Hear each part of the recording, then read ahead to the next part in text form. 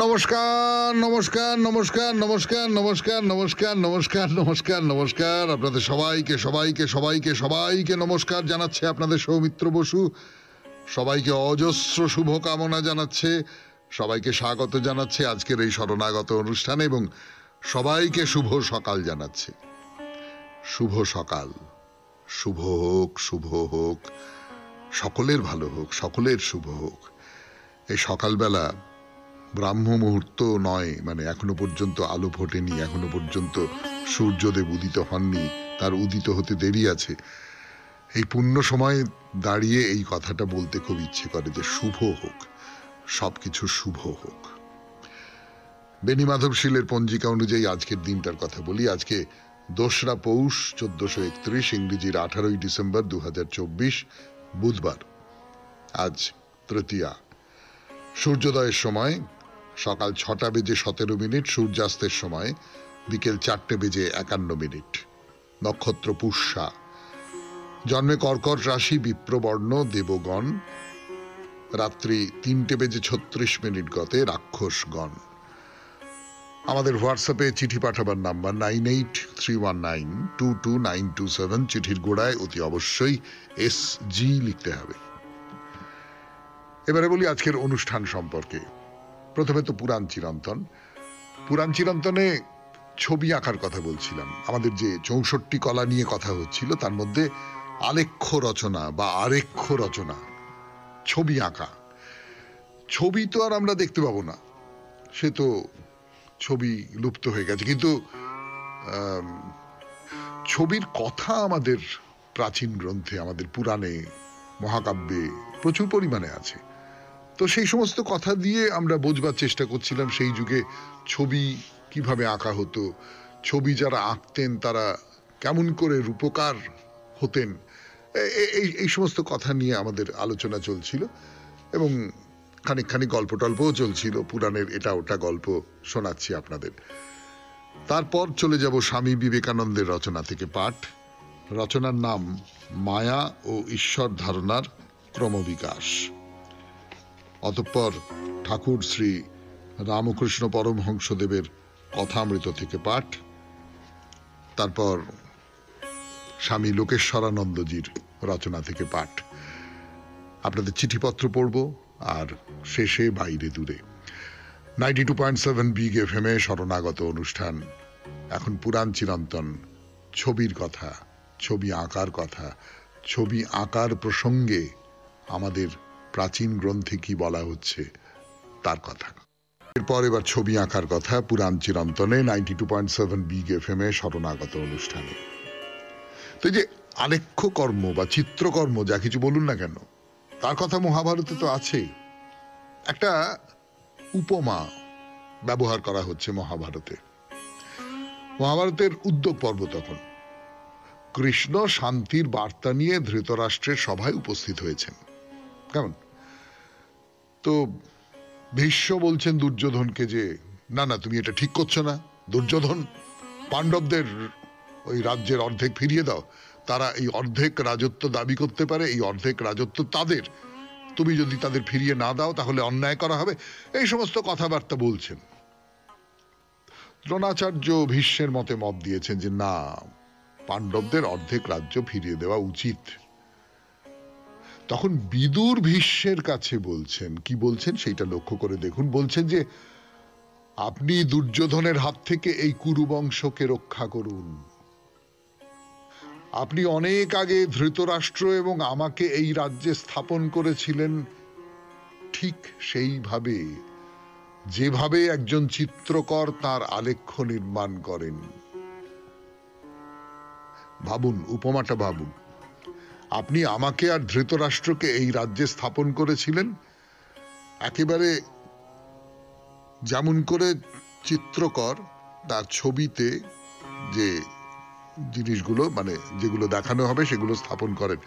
অর্থাৎ আপনি খুব নিপুণভাবে, খুব পরিকল্পনা মতো, খুব একেবারে পুরোটা মাথার মধ্যে সাজিয়ে নিয়ে আমাকে আর ধৃতরাষ্ট্রকে এখানে স্থাপন করেছিলেন।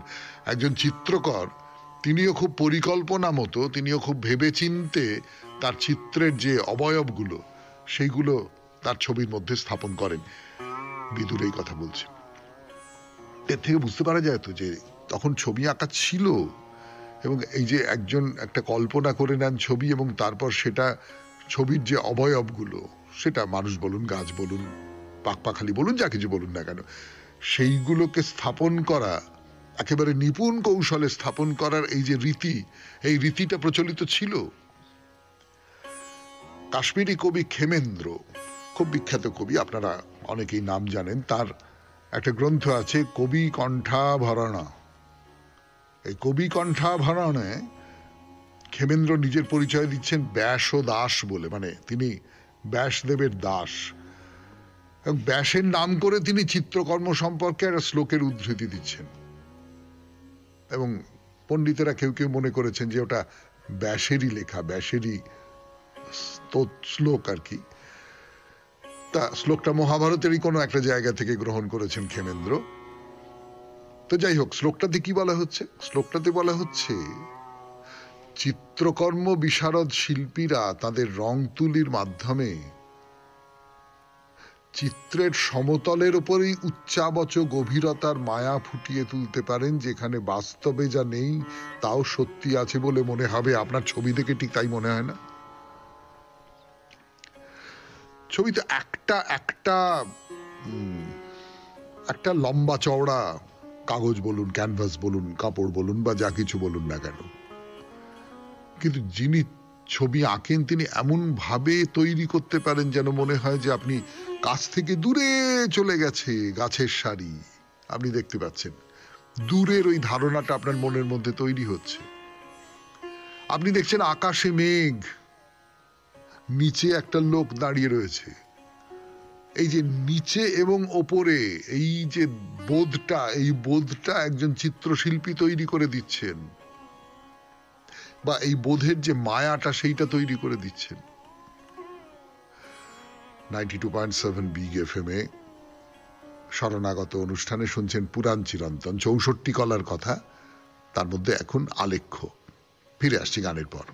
গান শেষ করে ফিরে এলাম আবার কথায়, আপনাদের সৌমিত্র বসুর কথায়, ছবি আঁকার কথায়, যে এই যে একটাই সমতল একটা কিছু, ওই যা বললাম, কাপড় হতে পারে, কাগজ হতে পারে, যা কিছু হতে পারে, তার ভেতরে কত নিপুণতার সঙ্গে উঁচু নিচু, এবড়ো খেবড়ো, কাছে দূরে, এই সমস্তটাকে তৈরি করে দিতে পারেন একজন চিত্রকর।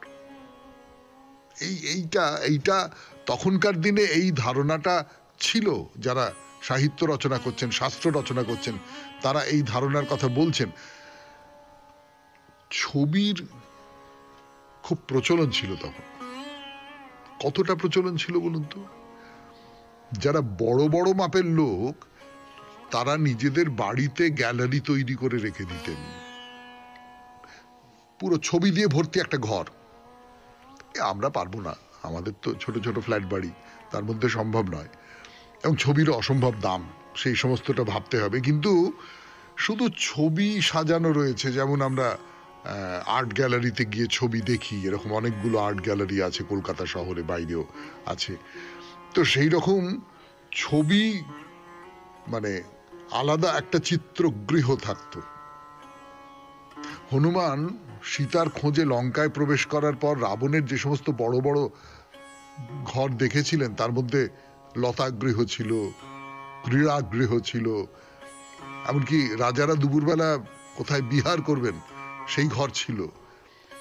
তেমনি আবার ছিল নানান চিত্রপটে সুসজ্জিত চিত্রগৃহ।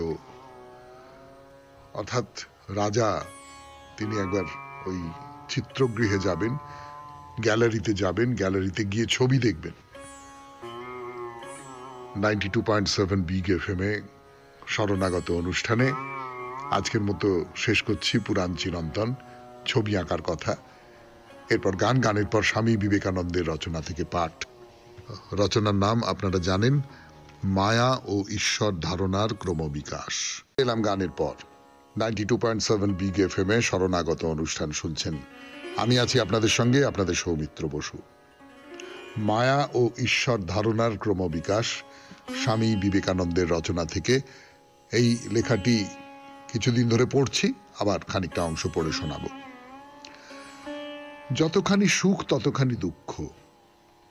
যদি মনুষ্যেতর প্রাণীরা এত তীব্রভাবে সুখ অনুভব করিয়া থাকে, তবে ইহাও সত্য যে তাহাদের দুঃখবোধ তেমনি তীব্র, মনুষ্যের অপেক্ষা সহস্র গুণে তীব্র।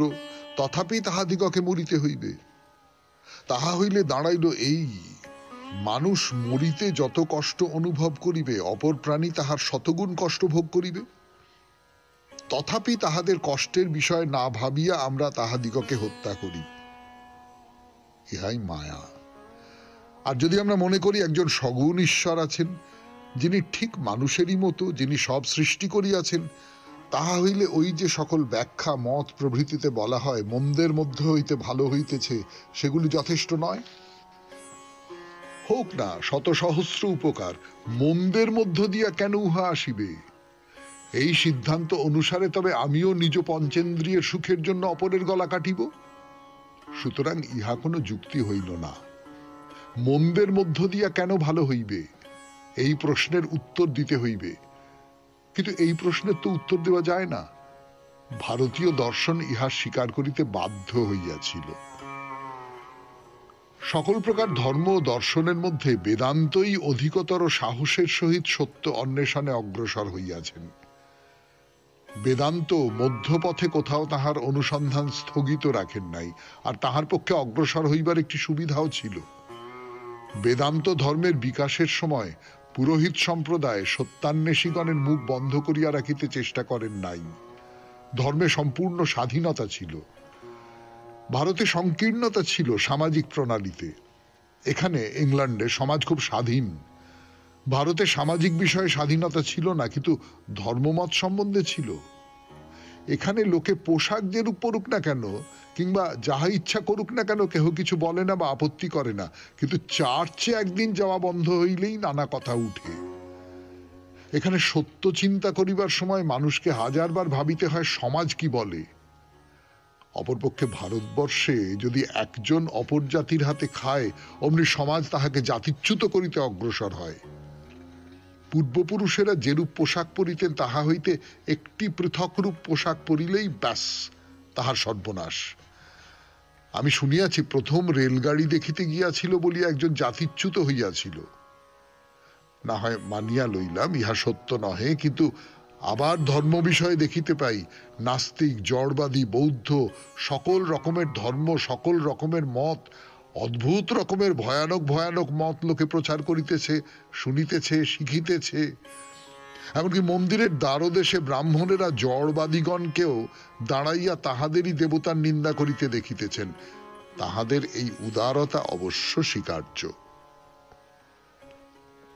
শুনলেন স্বামী বিবেকানন্দের রচনা থেকে পাঠ, মায়া ও ঈশ্বর ধারণার ক্রমবিকাশ। এরপর গানের পর ঠাকুর শ্রী রামকৃষ্ণ পরমহংসদেবের কথা অমৃত। আমি আছি আপনাদের সঙ্গে, আপনাদের সৌমিত্র বসু। গানের পর ফিরে এলাম 92.7 বিগ এফএম এ শরণাগত অনুষ্ঠানে। এখন ঠাকুর শ্রী রামকৃষ্ণ পরমহংসদেবের কথা অমৃত থেকে পড়ে শোনাব। ঠাকুর কলকাতায় গেছেন। কলকাতায় প্রাণকৃষ্ণ মুখোপাধ্যায়, তার শ্যামপুকুরে একটি বাড়ি, তার দোতলায় বৈঠকখানা ঘরে ঠাকুর বসে রয়েছেন। তার চারপাশে অন্য সব ভক্তরা বসে আছেন। এই বেলা 1-2 হবে। তো কাপ্তেন, ঠাকুর খুব ভালোবাসতেন তাকে, কাপ্তেন বাবু। তো তার খুব ইচ্ছে যে কাপ্তেনের বাড়ি গিয়ে তাকে দর্শন করে তারপরে কেশব সেনকে দেখতে যাবেন।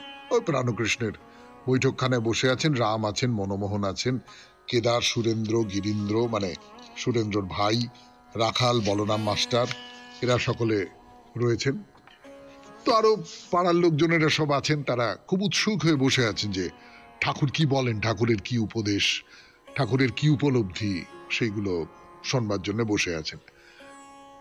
তো ঠাকুর বলছেন যে ঈশ্বর ও তাহার ঐশ্বর্য, এই জগৎ হলো তার ঐশ্বর্য।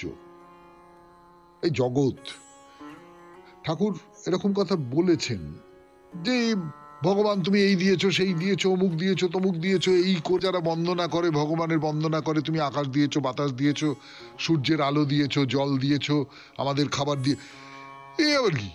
এরকম বন্দনা করার কোনো মানে নেই। ঠাকুর তো বরাবর এটা বলে এসেছেন, এই বন্দনা করার কোনো মানে নেই। তিনি আমার বাবা, তিনি আমার মা, তিনি আমাকে এই সমস্ত দেবেন না? ছেলে হিসেবে আমার তো এটা দাবি যে তিনি আমাকে এই সমস্ত দেবেন, তার যা কিছু আছে সেইগুলো আমাকে দেবেন। এর জন্য তার স্তুতি করা, স্তব করার কোনো মানে হয় না। এখানে কি বলছেন? এখানে বলছেন এই জগৎটা তার ঐশ্বর্য।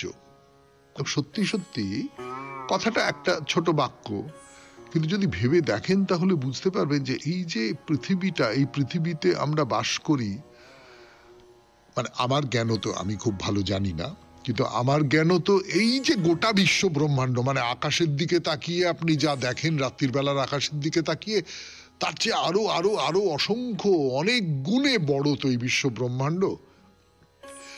এই যে বিশ্ব ব্রহ্মাণ্ড, আমাদের বিজ্ঞানীরা এই এই যে সেই বিশ্ব ব্রহ্মাণ্ডের মধ্যে আমাদের পৃথিবীর মতন এমন কোনো একটা জায়গা খুঁজে বার করতে পারেননি।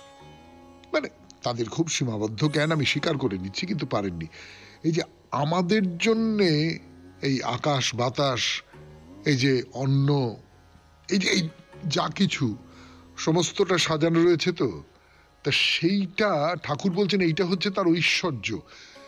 কিন্তু সেই কথা যে তুমি অমুকের এই বাড়ি সেই বাড়ি, আরে তাকে দেখো, তার খোঁজ করবে না, শুধু বাড়ি গাড়ি বাগান ঐশ্বর্য এইটা দেখেই মুগ্ধ হয়ে থাকবে, তাকে খুঁজে দেখতে হবে তো তোমাকে।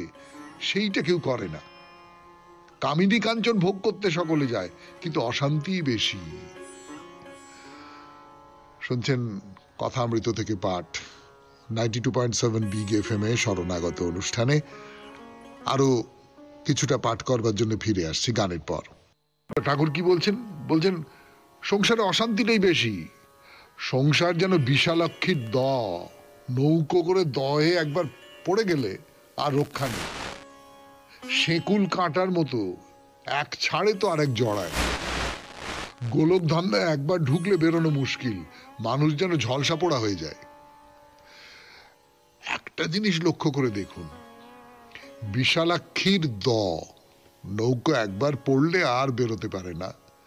শেকুল কাঁটা, গোকুল বান্দা, তার মানে সবকটা একেবারে লোকায়ত স্তর থেকে, সেই লোকায়ত স্তর থেকে উদাহরণ তুলে নিচ্ছেন তিনি, উপমা তুলে নিচ্ছেন। এইটা একটা অসাধারণ। তো ভক্ত জিজ্ঞেস করছে তাহলে এখন উপায়? উপায় হচ্ছে সাধু সঙ্গ আর প্রার্থনা। বৈদ্যের কাছে না গেলে রোগ ভালো হয় না। সাধু সঙ্গে একদিন করলে হয় না, সর্বদাই দরকার, রোগ লেগেই আছে। আবার বৈদ্যের কাছে না থাকলে নাড়ি জ্ঞান হয় না, সঙ্গে সঙ্গে ঘুরতে হয়। তবে কোনটি কফের নাড়ি কোনটি পিত্তের নাড়ি তাহলে বোঝা যায়। তো ভক্ত জিজ্ঞেস করছেন যে আচ্ছা সাধু সঙ্গে কি উপকার হয়? ঠাকুর বলছেন ঈশ্বরে অনুরাগ হয়, তার উপর ভালোবাসা হয়। ব্যাকুলতা না এলে কিছুই হয় না। সাধু সঙ্গ করতে করতে ঈশ্বরের জন্য প্রাণ ব্যাকুল হয়। যেমন বাড়িতে কারোর অসুখ করলে সর্বদাই মন ব্যাকুল হয়ে থাকে, কিসে রোগী ভালো হয়? আবার কারোর যদি কর্ম যায়, সে ব্যক্তি যেমন আপিসে আপিসে ঘুরে ঘুরে বেড়ায়, ব্যাকুল হতে হয় সেই রকম। যদি কোনো আপিসে বলে কর্ম খালি নেই, আবার তার পর দিন এসে জিজ্ঞেস করে আজ কি কর্ম খালি হয়েছে? অর্থাৎ ব্যাকুলতা মানে এমন ব্যাকুলতা, এই যে কারুর একটা বাড়িতে অসুখ করেছে, কিসে তার ভালো হবে, কিসে তার ভালো হবে, কিসে তার ভালো হবে, অর্থাৎ তাকে বাদ দিয়ে আমার চলবে না, তার অসুখ ভালো না হলে আমার চলবে না, আমার চাকরি চলে গেছে, আমায় যে করে হোক একটা চাকরি পেতে হবে। বারবার বেড়ালের মতন করে সেই জায়গায় যাচ্ছি, গিয়ে বলছি যে কাজ কি খালি হয়েছে? সে বলছে না না না, কাজ ফাজ খালি নেই, জান। আবার ঘুরে পরের দিন এসে মানে আজকে কি কিছু পাওয়া যাবে? অর্থাৎ আমি বাঁচবো না তো। এই যে সেই গুরু শিষ্যকে কি বলেছিলেন, যে শিষ্য বলেছিলেন কিরকম করে ঈশ্বরকে ডাকলে তবে তাকে পাওয়া যাবে। গুরু বলে চল আমার সঙ্গে আয়, বলে এসে তাকে পুকুরের ধারে নিয়ে গিয়ে ঘাড় ধরে জলের মধ্যে মুখটা ডুবিয়ে দিয়েছেন। তোলেন না, শিষ্য তো করছে। বেশ খানিকটা পরে তুলেছেন। শিষ্য হাঁপাচ্ছে। তো গুরু বললেন, কিরম লাগছিল? বলো, প্রাণ আঁকু পাকু করছিল, মনে হচ্ছিল মরে যাবো। বলে, ওই যখন তার জন্য প্রাণ আঁকু পাকু করবে, মনে হবে মরে যাচ্ছি, তখন তিনি দেখা দেবেন। কথামৃত থেকে পাঠ শুনলেন 92.7 বিগ এফএম এ শরণাগত অনুষ্ঠানে। এবারে গানের পর স্বামী লোকেশ্বরানন্দের রচনা থেকে পাঠ। রচনার নাম বেষ্টি বনাম সমষ্টি। ফিরে আসছে আমি আপনাদের সৌমিত্র বসু। বেষ্টি বনাম সমষ্টি, 92.7 বিগ এফএম এ শরণাগত অনুষ্ঠান শুনছেন। আমি আছি আপনাদের সঙ্গে, আপনাদের সৌমিত্র বসু। এখন স্বামী লোকেশ্বরানন্দের রচনা থেকে পাঠ। পৃথিবীকে আরো সুন্দর করে তোলার প্রচেষ্টা মানুষ সবসময়ই করে আসছে, কিন্তু পেরেছে কি? পৃথিবী উন্নত হয়েছে কি? কেউ বলবেন হয়েছে, আবার কেউ বলবেন হয়নি। সুন্দরতর পৃথিবী বলতে কার কি ধারণা, তার ওপরেই তাদের উত্তর নির্ভর করছে। এ ব্যাপারে কারো সাথেই কারোর মতের মিল হবে না। প্রশ্নটিকে দুটি ভিন্ন দৃষ্টিকোণ থেকে বিচার করা যেতে পারে। এক, ব্যক্তি বা বেষ্টির দিক থেকে। দুই, সমষ্টি বা সমাজের দিক থেকে। প্রথম পক্ষের যারা, তারা বলবেন হ্যাঁ, সামগ্রিকভাবে কিছু উন্নতি হয়তো হয়েছে। এখন খাদ্যের যোগান বেড়েছে, পোশাক পরিচ্ছদ, ঘর বাড়ির উন্নতি হয়েছে, স্বাস্থ্য রক্ষার ব্যবস্থা দিয়েও এখন আগের থেকে অনেকটা ভালো। কিন্তু এই যে উন্নতি, তার মূল্য দিতে হয়েছে বেষ্টিকেই। এটি অবশ্য স্বতঃসিদ্ধ যে কোন দেশ কতটা উন্নত তা নির্ভর করে সে দেশের জনসাধারণ প্রত্যেকে কতটা ত্যাগ স্বীকার করে তার উপর। জনসাধারণ যদি স্বেচ্ছায় ত্যাগ স্বীকার করে তাহলে বলার কিছুই নেই, কিন্তু অধিকাংশ ক্ষেত্রে ত্যাগ করতে বাধ্য করা হয়। যদি ত্যাগের অনুপাতে সুযোগ সুবিধাগুলোও বন্টিত হতো তাহলেও নয় কথা ছিল, কিন্তু তা তো হয় না। দুঃখের বিষয়ে যারা দেশ চালান তারা সবসময় সৎ ও কর্মকুশল হন না। ফলে তাদের কর্মসূচিগুলিও বহু ক্ষেত্রে তামাশার বস্তু হয়ে দাঁড়ায়। কিন্তু যেহেতু শাসন ক্ষমতা তাদের হাতে, তারা যা ইচ্ছে তাই করেও পার পেয়ে যান। রাষ্ট্রের অত্যাচার সত্যি অনেক সময় মাত্রা ছাড়িয়ে যায়, কিন্তু ব্যক্তির সব রকম সুযোগ সুবিধা ও অধিকার হরণ করেও কি রাষ্ট্র তার প্রতিশ্রুত সুখ ও সমৃদ্ধির দিনগুলিকে এগিয়ে আনতে পেরেছে? মোটেই নয়। জাতির দিক থেকে যৎসামান্য প্রগতি যদি হয়েও থাকে, ব্যক্তির ক্ষেত্রে তা একেবারেই শূন্য। ব্যক্তি স্বাধীনতার বিরুদ্ধে যুক্তি দেখিয়ে বলা হয় যে মানুষ স্বাধীনতার অপব্যবহার করে। খুব কম মানুষই নিজের স্বার্থ এবং দেশের স্বার্থ এই দুইয়ের মধ্যে সামঞ্জস্য বিধান করতে পারে। দমন না করলে তারা স্বেচ্ছাচারী হয়ে অন্যদের কৃতদাস বানিয়ে ফেলবে এবং দেশকে ব্যক্তিগত সম্পত্তিতে পরিণত করবে। মানুষ স্বভাবতই স্বার্থপর। সমাজের বা অন্যের সুবিধার জন্য শতপ্রবৃত্ত হয়ে সে নিজের স্বার্থ বিসর্জন দেবে, এ আশা দুরাশা। কেউ যদি তা করেন তাকে ব্যতিক্রম বলেই ধরতে হবে। অতএব ব্যক্তি কি করছে না করছে তার প্রতি রাষ্ট্রকে নজর রাখতেই হবে, যাতে সে অন্যদের শোষণ করতে না পারে। সমাজে যিনি যত সুপ্রতিষ্ঠিত, সামর্থ্য যার যত বেশি, অন্যকে নিজের স্বার্থে ব্যবহার করার সম্ভাবনাও তার তত বেশি। এরকম যাতে না হয়, রাষ্ট্রকে সে ব্যাপারে সতর্ক থাকতে হয়। তাছাড়াও দেশের সামগ্রিক উন্নতির কথা রাষ্ট্রকে ভাবতে হয়। দেশের কোনো একটি বিশেষ অংশ বা জনসাধারণের একটি গোষ্ঠীর কথা ভাবলেই চলে না। এই কারণেই রাষ্ট্রীয় নিয়ন্ত্রণ আবশ্যক। রাষ্ট্রের মাধ্যমেই মানুষ চিন্তা করে, তাদের চিন্তাগুলিকে রূপায়িত করে থাকে। এই জন্যই রাষ্ট্রের স্থান সকলের ওপরে এবং সেটাই হওয়া উচিত। এখন প্রশ্ন হলো, সমাজ ব্যক্তির জন্য না ব্যক্তি সমাজের জন্য? সন্দেহ নেই ব্যক্তির জন্যই সমাজ।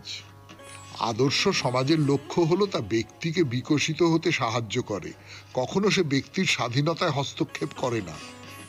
তা যদি কখনো সে করে, সে শুধু এই জন্যে যে সমষ্টির স্বার্থ ক্ষুণ্ণ হচ্ছে অথবা ব্যক্তির আচরণে অন্যরা আহত হচ্ছেন। অনুরূপভাবে যিনি ভালো মানুষ, তিনি কেবল নিজের কথাই ভাবেন না, প্রতিবেশী ও সমাজের কথাও চিন্তা করেন। ব্যক্তিগত উৎকর্ষের জন্য যেসব সুখ সুবিধা তার প্রাপ্য, সেসব তিনি স্বেচ্ছায় ছেড়ে দেন। যে সুবিধা থেকে অন্যেরা বঞ্চিত তা তিনি নিজে ভোগ করতে চান না। আদর্শ সমাজ এরকম ব্যক্তিকে আদর্শ ব্যক্তিত্বে রূপান্তরিত হতে সাহায্য করে। শুনলেন স্বামী লোকেশ্বরানন্দজির রচনা থেকে পাঠ, বেষ্টি বনাম সমষ্টি। এরপর গান, গানের পর আপনাদের চিঠিপত্র। গানের পর ফিরে এলাম 92.7 বিগ এফএম এ শরণাগত অনুষ্ঠানে। এবারে চিঠিপত্র। আজকের চিঠিটি লিখেছেন সত্যব্রত দত্ত, জয়শ্রী পার্ক, পূর্ব বেহালা, কলকাতা 34 থেকে। অভিযোগের চিঠি। অভিযোগটা শরণাগত অনুষ্ঠান সম্পর্কে নয়, তার প্রচার সম্পর্কে, বস্তুত বিগ এফএম এর প্রচার সম্পর্কে। খুব গুরুত্বপূর্ণ চিঠি, আমি চিঠিটা পড়ি। যতদূর জানি আপনাদের ট্রান্সমিশন হয় গলফ ক্লাবের টিভি টাওয়ার থেকে। সেখান থেকে আকাশপথে আমার বাড়ির দূরত্ব বড়জোর 3 কিলোমিটার, পূর্ব বেহালায়। দুঃখের কথা, সেখান থেকেও আপনাদের বিগ এফএম এর অনুষ্ঠান শোনা যায় অত্যন্ত অস্পষ্ট। যত বেশি বড় আকাশ তার লাগাচ্ছি ততই অস্পষ্ট হচ্ছে। Atmospheric and oscillation disturbances. অবশেষে একটি অত্যন্ত নিম্নমানের পুরনো এফএম ট্রানজিস্টার নিয়ে সারা বাড়ির এঘর ওঘর, এই জানালা ওই জানালা ঘুরে ঘুরে কোনো মতে আপনাদের অনুষ্ঠান স্পষ্টতরভাবে শুনতে পাই। অথচ আপনাদের WA গ্রুপে গড়িয়ার রেকর্ডিং অনেক স্পষ্ট। এ ব্যাপারে আমার যতটুকু কারিগরি জ্ঞান আছে সেই অনুযায়ী বলতে পারি যে আপনাদের ট্রান্সমিশনের বিমিং টিউনিং হয়তো ঠিক নেই। দয়া করে আপনাদের কারিগরি বিভাগকে ব্যাপারটা গুরুত্ব দিয়ে বিবেচনা করতে বলুন। প্রতিদিন সকালে আপনার অনুষ্ঠান শোনাটা আমার কাছে যন্ত্রণা বিশেষ, কিন্তু নেশার তাগিদে ওইভাবেই শুনতে হয়। ইতি সত্যব্রত দত্ত, জয়শ্রী পার্ক, পূর্ব বেহালা, কলকাতা 34। সত্যব্রত বাবু, বিগ এফএম এর পক্ষ থেকে আপনার কাছে এবং আপনার মতন যারা আছেন, যারা শুনতে পাচ্ছেন না ভালো করে, তাদের কাছে ক্ষমা চেয়ে নিচ্ছি। একটা চোরা আনন্দ হচ্ছে না এমনটা কিন্তু নয়, স্বীকার করা উচিত। সেটা হচ্ছে এত অসুবিধে সহ্য করেও আপনি শরণাগত শুনছেন, বিগ এফএম শুনছেন, এইটাই একটা চোরা আনন্দ হচ্ছে। সেটা আমি কিছুতেই ঠেকিয়ে রাখতে পারছি না, কিন্তু আমার বিবেক বুদ্ধি বলছে যে এই আনন্দটা আমার পাওয়া উচিত নয়। তার তুলনায় আপনার অভিযোগটা অনেক বেশি গুরুত্বপূর্ণ। আপনি নিশ্চিন্ত থাকুন, আজকের অনুষ্ঠান শেষ করা মাত্র আমি তারা ঘুম থেকে উঠবেন না, আমি হোয়াটসঅ্যাপে পাঠিয়ে দেবো আপনার এই চিঠিটা, এই চিঠির বিষয়টা, এবং তারা যাতে অবিলম্বে ব্যবস্থা নেন তার জন্য অনুরোধ করব। আপনি তো কারিগরি ব্যাপারটা বেশ খানিকটা জানেন বলেই মনে হচ্ছে, ফলত আপনার এই চিঠি নিশ্চয়ই আমাদের উপকার করবে। অনেক অনেক অনেক ধন্যবাদ আপনাকে। আপনি এই যে গোলমালগুলো ধরিয়ে দিলেন, তার ফলে আমাদের অনুষ্ঠান আরো ভালো হবে। আপনাকে নমস্কার জানাচ্ছি।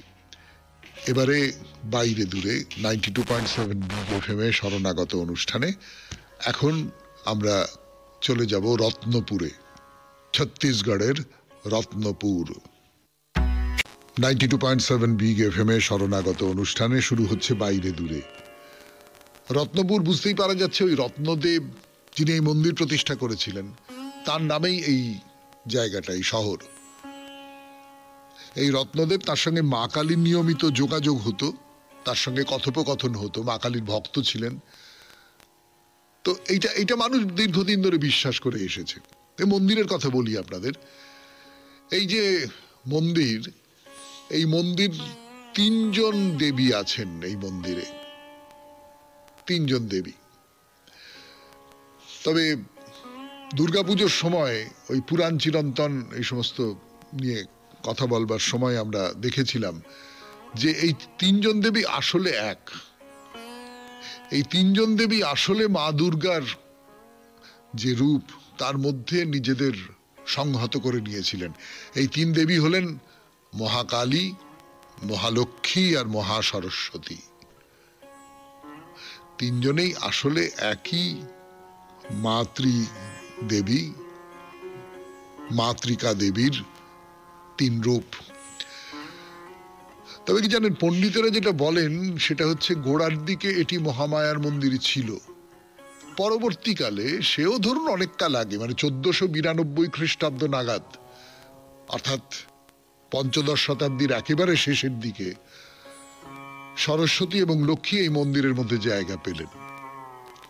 এই হলো মন্দিরের এই 3 দেবীর ইতিহাস। এবারে এই মন্দিরের গঠন সম্পর্কে একটা দুটো কথা বলি, পরে তো আমরা সবাই মিলে ঘুরে ঘুরে দেখব, কিন্তু তার আগে একটা আন্দাজ হয়ে যেতে পারে মন্দিরটা কি কারণে বিখ্যাত। তার মধ্যে একটা কারণ তো নিশ্চয়ই এই মহামায়ার মন্দির খুব বিখ্যাত মন্দির, খুব বড় মন্দির, এবং খুব সবাই জানেন মহামায়া খুব জাগ্রত একজন দেবী, সেটা তো আছেই। কিন্তু তার বাইরে মন্দিরের যে স্থাপত্য সেটা অসাধারণ স্থাপত্য। বলিনি যে নাগারা স্টাইলের স্থাপত্য, নাগারা স্টাইল বলে না, মানে নাগারা ধরনের এই মন্দিরের স্থাপত্য। এই ব্যাপারটা কি, ব্যাপারটা খুব বিস্তারিত করে আমি বলতে পারবো না, আমার সে জ্ঞানও নেই, আর তাছাড়া সেটা বলবার পরিসরও নেই। তার মধ্যে অনেক মাপজোক আছে, অনেক ইঞ্জিনিয়ারিং এর ব্যাপার স্যাপার রয়েছে, আমি সেগুলোর মধ্যে যেতে চাইছি না। খুব সোজা করে আমি যেটা বলতে চাইছি, আসলে ভারতীয় মন্দির স্থাপত্যে, মানে প্রাচীন মধ্যযুগীয় যে ভারতীয় মন্দিরের স্থাপত্য, দুটো স্টাইল আছে। একটা হচ্ছে নাগারা স্টাইল বা নাগারা শৈলী, আর একটা হচ্ছে ওই দ্রাবিড়ীয় স্টাইল বা দ্রাবিড়ীয় শৈলী।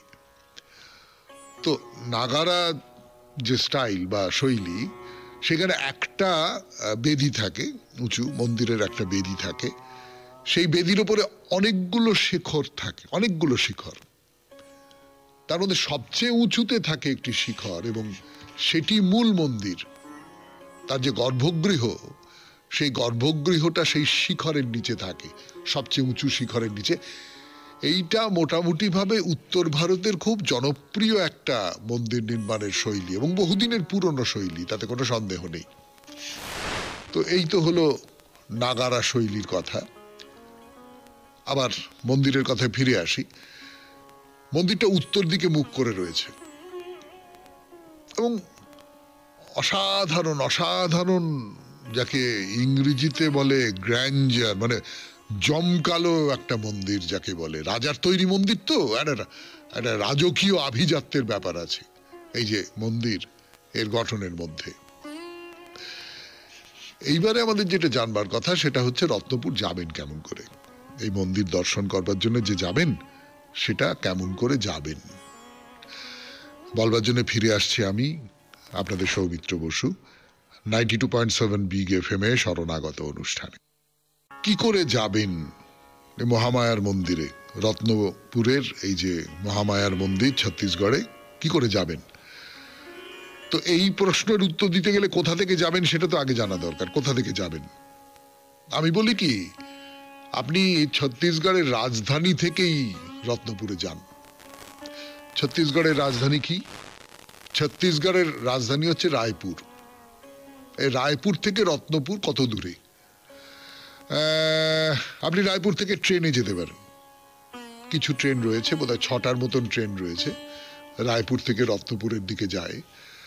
আর তার বাইরে বাস বা গাড়ি তো আছেই, সড়ক পথেও যেতে পারেন। সড়ক পথে যাওয়াই ভালো, বেশ নিজের মতন করে চলে গেলেন, ট্রেনের সময় অনুযায়ী যেতে হলো না, আপনি যখন ইচ্ছে উঠলেন, যখন ইচ্ছে পথের মধ্যে নেমে হয়তো একটু চাটা খেলেন, ইত্যাদি ইত্যাদি। ফলে সড়ক পথে যাওয়াটা ভালো। তা দূরত্ব হচ্ছে মোটামুটি এই ধরুন 145 কিলোমিটারের মতন। সময় কত লাগবে? 145 কিলোমিটার রাস্তা ঘন্টা 3 সাড়ে 3 যদি গাড়িতে যান, তাহলে গাড়িতে যাওয়া সাব্যস্ত হলো। তো গাড়ি করে আপনি যাচ্ছেন, চওড়া রাস্তা, শহর গ্রাম পার হয়ে যেরকম করে একটা জায়গা থেকে আরেকটা জায়গায় যায়, সেটা আমি বহুবার বলেছি, আর বলবো না। আপনি গিয়ে পৌঁছে গেলেন রত্নপুরে। রত্নপুর একেবারে ভিড়ভাট্টার একটা শহর, এবং মন্দিরটাও খুব ভিড়ভাট্টার জায়গার মধ্যেই কিন্তু। তো আপনি সেখানে গিয়ে মহামায়ার মন্দির একটা তোরণ দেখতে পাবেন। তোরণটি চমৎকার, চমৎকার, অপূর্ব সুন্দর সমস্ত কারুকার্য তোরণের মাথার উপরে। মানে দেখলে, অনেক তোরণের কথাই তো বলেছি আপনাদের, অনেক রকম তোরণের কথাই বলেছি, কিন্তু এই যে তোরণটি, এই তোরণটির মতন তোরণ আমি আগে কোথাও দেখেছি বলে আমার মনে পড়ছে না। মানে তোরণের মাথার উপরে নানান রকম অনেকগুলো ঘোড়া, এবং সেই ঘোড়াগুলো যে লাফিয়ে নামবার জন্য উদ্যত হয়ে আছে। হ্যাঁ, একটা রাজার মুকুটের মতন একটা তোরণের চেহারাটা, মুকুটের মতোই দেখতে লাগে। এই তোরণের তলা দিয়ে আপনাকে এগিয়ে যেতে হবে মন্দিরের দিকে। তো সেই এগোনোর কথা আজকে থাক, আবার পরের দিন হবে।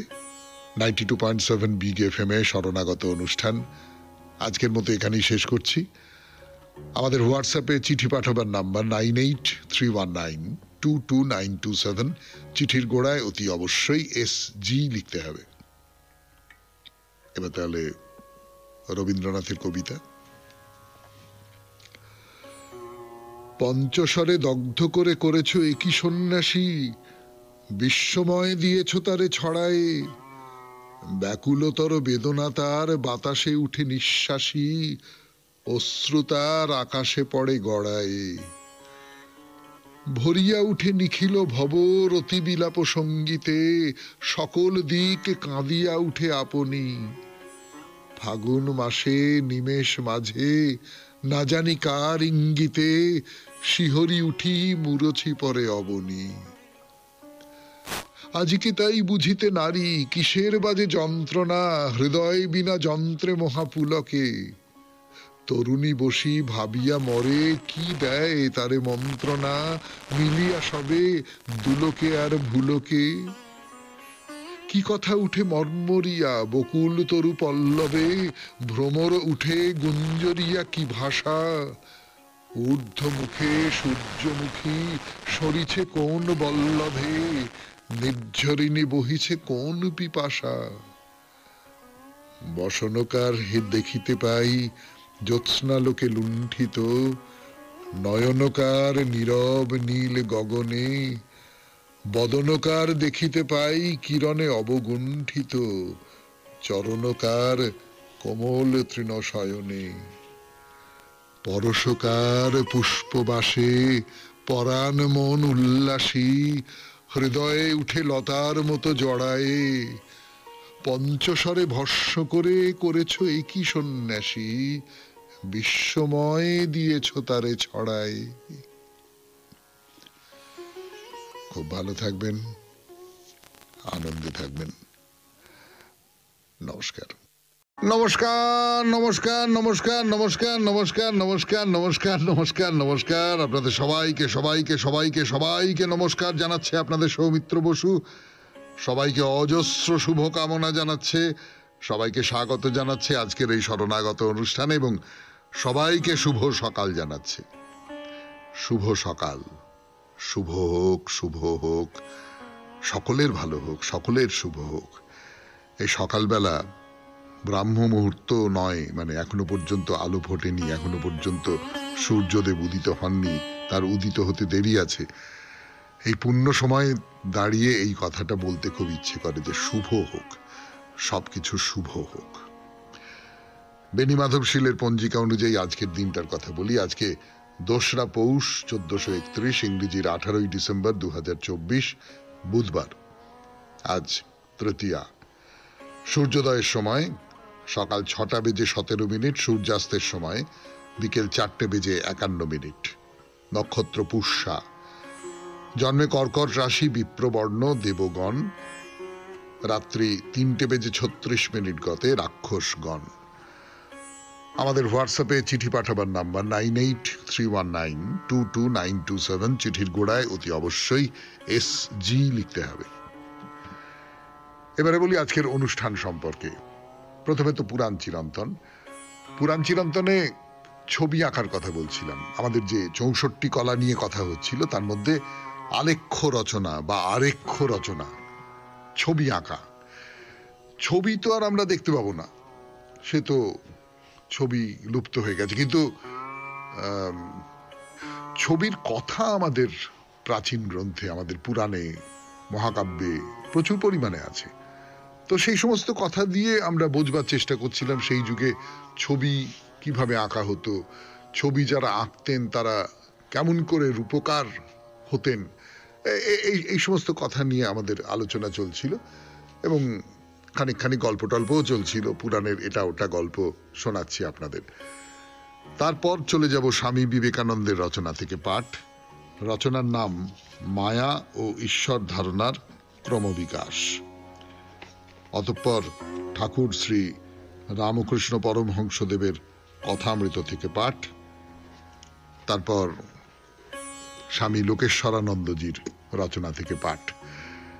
আপনাদের চিঠিপত্র পড়ব, আর শেষে বাইরে দূরে 92.7 বিগ FM এ শরণাগত অনুষ্ঠান। এখন পুরাণ চিরন্তন, ছবির কথা, ছবি আঁকার কথা, ছবি আঁকার প্রসঙ্গে আমাদের প্রাচীন গ্রন্থে কি বলা হচ্ছে তার কথা। এরপর এবার ছবি আঁকার কথা পুরাণ চিরন্তনে 92.7 বিগ FM এ শরণাগত অনুষ্ঠানে। তো এই যে আলেখ্য কর্ম বা চিত্রকর্ম যা কিছু বলুন না কেন, তার কথা মহাভারতে তো আছে। একটা উপমা ব্যবহার করা হচ্ছে মহাভারতে। মহাভারতের উদ্যোগ পর্ব তখন কৃষ্ণ শান্তির বার্তা নিয়ে ধৃতরাষ্ট্রের সভায় উপস্থিত হয়েছেন। কেমন? তো ভীষ্ম বলছেন দুর্যোধনকে যে না না, তুমি এটা ঠিক করছো না। দুর্যোধন, পাণ্ডবদের ওই রাজ্যের অর্ধেক ফিরিয়ে দাও, তারা এই অর্ধেক রাজত্ব দাবি করতে পারে, এই অর্ধেক রাজত্ব তাদের, তুমি যদি তাদের ফিরিয়ে না দাও তাহলে অন্যায় করা হবে, এই সমস্ত কথাবার্তা বলছেন। দ্রোণাচার্য ভীষ্মের মতে মত দিয়েছেন যে না, পাণ্ডবদের অর্ধেক রাজ্য ফিরিয়ে দেওয়া উচিত। তখন বিদুর ভীষ্মের কাছে বলছেন, কি বলছেন সেইটা লক্ষ্য করে দেখুন। বলছেন যে আপনি দুর্যোধনের হাত থেকে এই কুরুবংশকে রক্ষা করুন। আপনি অনেক আগে ধৃতরাষ্ট্র এবং আমাকে এই রাজ্যে স্থাপন করেছিলেন ঠিক সেইভাবে, যেভাবে একজন চিত্রকর তার আলেখ্য নির্মাণ করেন। ভাবুন, উপমাটা ভাবুন। আপনি আমাকে আর ধৃতরাষ্ট্রকে এই রাজ্যে স্থাপন করেছিলেন একেবারে যেমন করে চিত্রকর তার ছবিতে যে জিনিসগুলো, মানে যেগুলো দেখানো হবে সেগুলো স্থাপন করেন। অর্থাৎ আপনি খুব নিপুণভাবে, খুব পরিকল্পনা মতো, খুব একেবারে পুরোটা মাথার মধ্যে সাজিয়ে নিয়ে আমাকে আর ধৃতরাষ্ট্রকে এখানে স্থাপন করেছিলেন। একজন চিত্রকর তিনিও খুব পরিকল্পনা মতো, তিনিও খুব ভেবেচিন্তে তার চিত্রের যে অবয়বগুলো সেইগুলো তার ছবির মধ্যে স্থাপন করেন। বিদুর এই কথা বলছে। এর থেকে বুঝতে পারা যায় তো যে তখন ছবি আঁকা ছিল, এবং এই যে একজন একটা কল্পনা করে নেন ছবি, এবং তারপর সেটা ছবির যে অবয়বগুলো, সেটা মানুষ বলুন, গাছ বলুন, পাখপাখালি বলুন, যা কিছু বলুন না কেন,